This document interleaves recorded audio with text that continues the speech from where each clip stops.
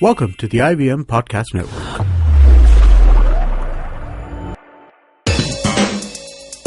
You're listening to TFG Cricket.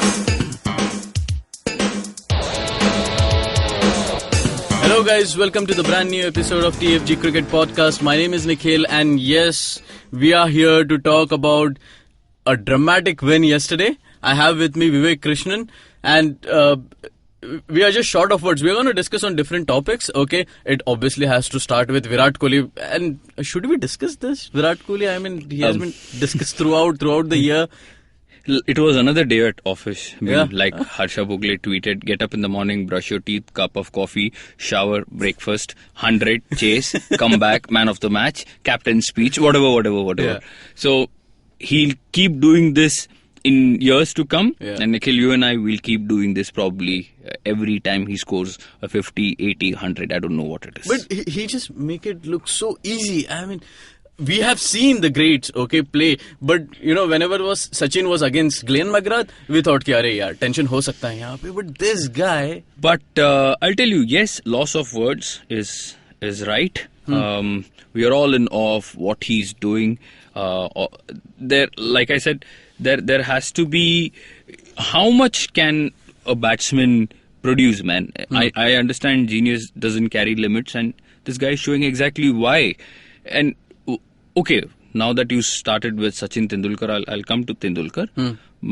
He's already proving to be our best match winner in ODI cricket, and he has eclipsed Sachin Tendulkar, maximum chases, yes, ODI wins, hundreds, whatever. People will always debate in years to come whether Sachin Tendulkar was a match winner or not. And people will always debate whether Virat will get to Sachin's landmark of 49-50 centuries or not. The answer, we'll get to the answer in a few years' time. But what I can tell you is he's already become, in my opinion, Nikhil, the greatest one-day cricketer India has ever produced. And I sometimes feel it is an evolution. I don't know if it is good or bad. But just because you mentioned Tendulkar, McGrath, I think I'll still say this. Yes, Virat is the best. But I think you talk about the most testing, the most demanding one-day cricket someone has played in India, it is Sachin Tendulkar. Yeah. And I say this for a variety of reasons. We don't have to keep saying the same thing again and again. And then, again, coming to your point, when you say, Aisa shot khelta hai, we are in awe. And we have seen so many innings of Sachin Tendulkar. If you take those two, 134, 143 at Sharjah 98, and I will tell you, if you are a genuine cricket fan, without any exaggeration, you will at least find 10 to 12 magical shots from Sachin Tendulkar. Yep. You can go back to 1992 New Zealand. You can go back to 90 England. You can go back to 99 South Africa. You can go back to many great innings of Sachin Tendulkar. It is, I think, sometimes what happens is, Nikhil, in India, memory is short. Yes, okay? Yes. That's number one. Number two is we live in the moment. And I think it applies to all sports. And let me connect to badminton for a second. Yeah. I felt you're coming there. yes. And after Sindhu beat Nehwal, you know, suddenly now the talk of the town is Sindhu. Yeah. The moment she won silver. People, what people don't realize. So you and I, we follow badminton. So when we talk badminton, Indian badminton, we know it is Sindhu and Saina. Unfortunately, the men aren't doing that much. Yeah. But if you talk to a mass, if you talk to somebody on the road and you tell them badminton, the first name will be Sindhu. Not to say Nehwal is forgotten. Shayad unko yaad hi nahi hoga. Yeah. That's how it is. So similarly, I put Tendulkar and Kohli, the same comparison. Today people are talking Virat. You have to also see the boundaries have come in. The bowling has become ordinary. The bats have become big. There is technology in play. There is the advent of T20 cricket. Everything. And camera angles. And video analysis. Yes, you can marvel at Virat Kohli, and we have to, because he is a genius. But sometimes, you know, when people go, I just feel... I think he has his own space, Nikhil. He will create his own record. He'll create his own greatness. And I think let's leave Sachin on one end. Let's leave Virat at the other.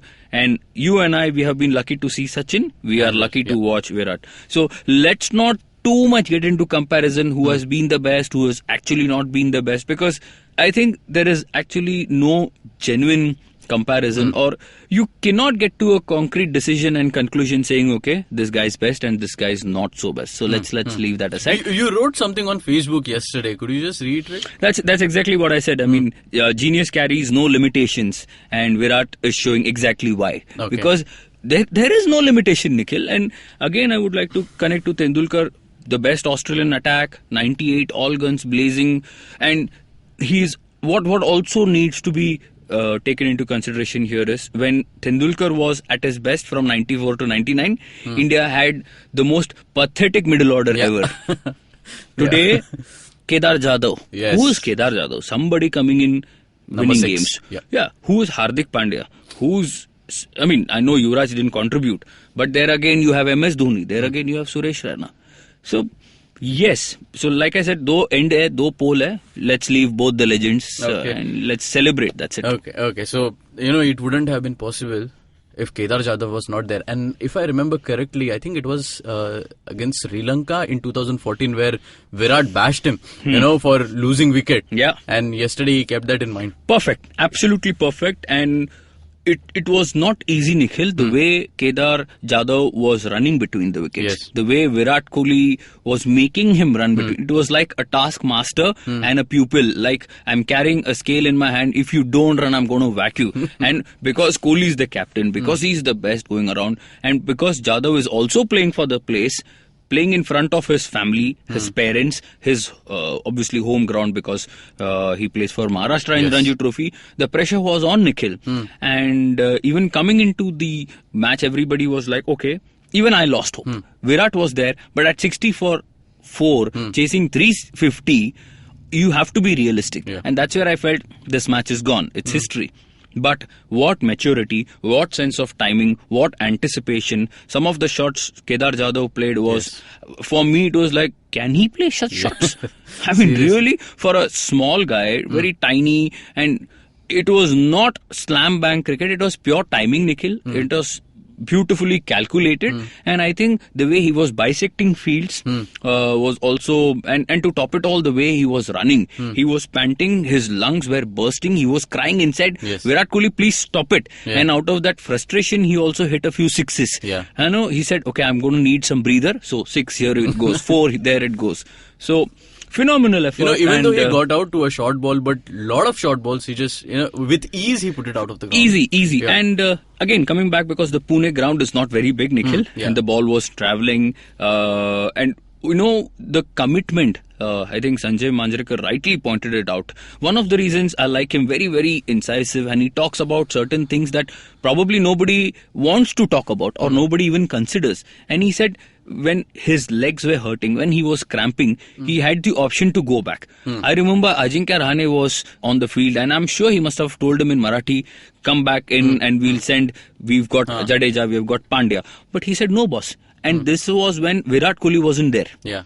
And he said, no, I am the man, I'm going to anchor the show. And 2-3 more sixes, and suddenly the run rate dropped. Yes. That is courage for you, that is determination for you.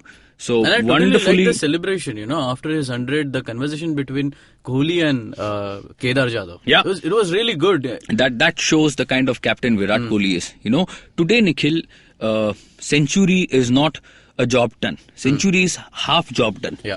And only when you take the team over the line is your job complete. And I'm sure Virat Kohli would have said the same thing to Kedar Jadhav. And this was, he even mentioned in the press conference, in the post-match presentation, he said there is so much talent in Kedar Jadhav. Because let's not forget, he started with Delhi Daredevils and then he went to RCB. And he has batted for a few years now with Virat Kohli. And Kohli knows what he can do and what he can't do. And that's why Kohli said, I had to push him in order to get the best out of him. Fantastic achievement, both guys, and super night for Indian cricket. Who would have thought? Miraculous, man. Yeah, totally. I want to touch upon this point. Forget about Dhoni and Pune. It's not clicking. He's not clicking in Pune. Let's forget about that. What about Shikhar Dhawan? Shouldn't have been in the playing 11 in the first place. Yeah. Absolutely. This is the problem, Nikhil. Okay, I understand we have limitations. We can't go on and on talking about so many things. But I think the first thing that needs to be addressed is Shikhar Dhawan. he shouldn't have been in the playing 11. Ajinkya Rahane should have been here. Yes. For two reasons. One, because Shikhar Dhawan is straight away walking into the team. And number two, Rahane scored a 90 in the practice match. Why was there no Rahane? No answer. Will he get a chance at Cuttack? I don't know. He should, in my opinion. Yeah. Number two is the inclusion of Yuvraj Singh. Yuvraj Singh was timing the ball well, and it was unfortunate, the mode of dismissal. But I still feel, Nikhil, he is not our number 5 batsman. I still feel this. Yeah. Virat Kohli might have other ideas, and I think he gave an explanation as to why he has got in Yuvraj Singh in the team. He said, because I want MS to bat at number 4, and I want experience and a match winner at number 5. I'm not too sure it's a very logical explanation. I'm not trying to dispute Virat's thinking here, but for me, it's not fitting in, Nikhil. I mean, there are better match winners for us. Yeah. Then you talk about why no Amit Mishra. Okay. Not because I like Amit Mishra, Nikhil. It's logical here. 6 overs, 7 overs of Ravichandran Ashwin, who's your leading spinner.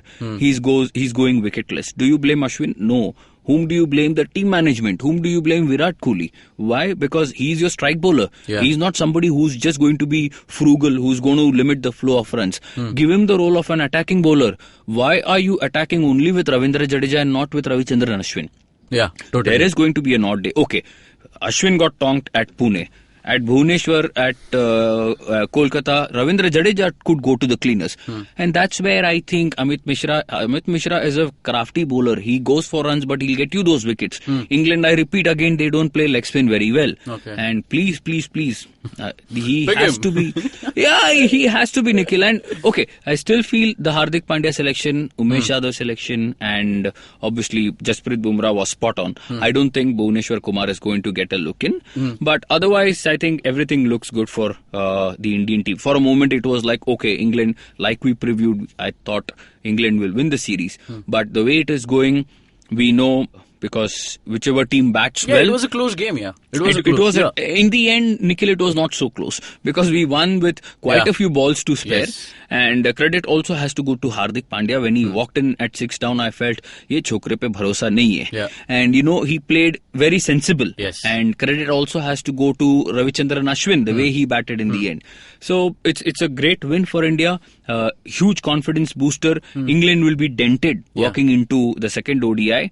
And I still feel team batting second has all the trump, has everything going for them. And the bowling side, I still want to see, Nikhil, a cricket match. I'm talking about an ODI game where a bowling side, a team that is defending wins the match. Okay. And I'm talking about a total in the range of 240, 280, Nikhil. The same as Pakistan versus Australia. Exactly, I'm coming to that. Yeah. Exactly. So although I wouldn't put Australia and Pakistan in the same category, I'm talking about two evenly matched teams. Yep. Pakistan and Australia, there is quite a delta between the two.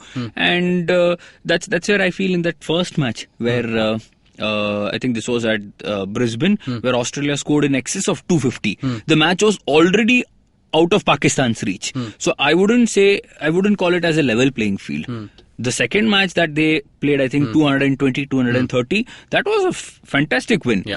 But that's the kind of match that we want to see. Yes. When New Zealand were here playing 5 ODIs, we didn't see that. Excess of 240, excess of 280, 300, 350 easily being chased down. Here again with England. And England will do the same to us, Nikhil. Yes. So I just want to see good cricket. Yeah. But terrific. I'll just touch upon one. I need to know your reactions to it. We should also touch upon England's batting. Okay, because putting up a 350 score is not easy.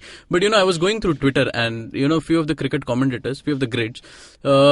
One of the great tweeted this, that Joe Root's 75 of 98 was a match-losing innings, because in a match where more than 700 has been scored, your 75 of 98 is too slow.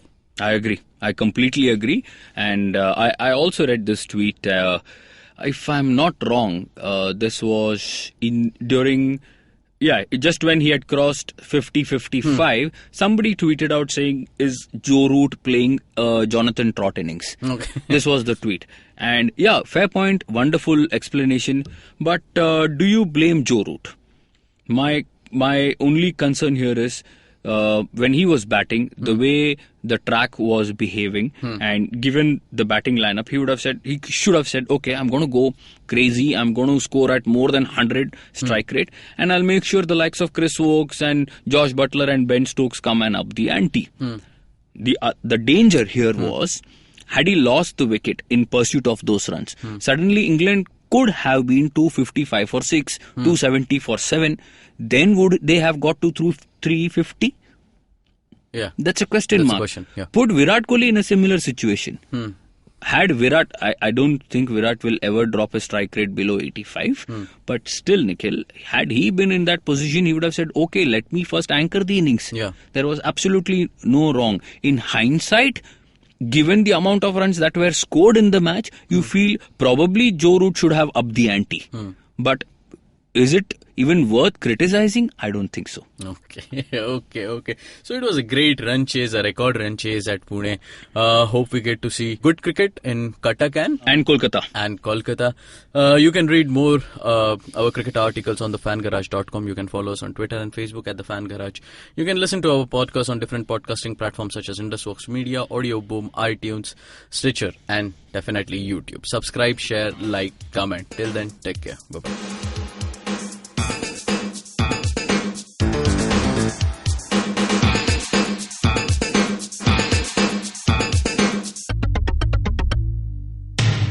Our podcasts bring all the boys to the yard, and damn right, they're better than yours. But you don't need to stand outside in the yard. Just follow IVM Podcasts on Facebook, Twitter, and Instagram. We might be on Tinder too. Just go ahead and swipe right.